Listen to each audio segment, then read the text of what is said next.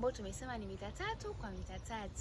Ina maana kwamba utaupa mgomba wako nafasi ya kila mgomba kuchukua virutubisho kwa usahihi kutoka kwenye ardhi, lakini pia itakusaidia wewe ili kupata ndizi ambazo ni kubwa, ndizi ambazo unajua kama sokoni watu wengi wanapenda ndizi kubwa. Kwa hiyo na pia utasaidia kwamba migomba yako isiambukizane magonjwa kwa sababu itakuwa haisogeleani sana.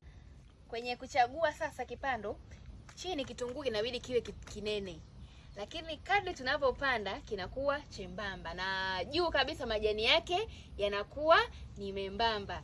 Sasa bana, kingine cha kuzingatia, unatakiwa uchague kipando kutoka kwenye eneo ambalo halina asili ya magonjwa ili kuzuia usambazaji wa magonjwa shambani. Kwenye uandaaji wa shimo kwa ajili ya kupanda mgomba wetu, tunazingatia urefu na upana, ambapo urefu utakuwa ni mita 1 na kipenyo itakuwa ni mita 1.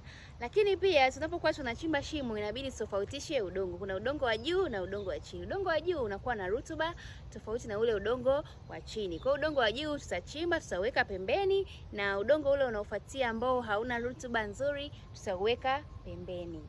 Tutaanza kwanza kwa kuchanganya mbolea samadi ya ng'ombe ambayo imeiva kabisa. Tutachanganya na ule udongo wa tabaka la juu. Tukishachanganya na udongo wa tabaka la juu, tutaweka kwenye shimo letu, lakini tutaweka kwa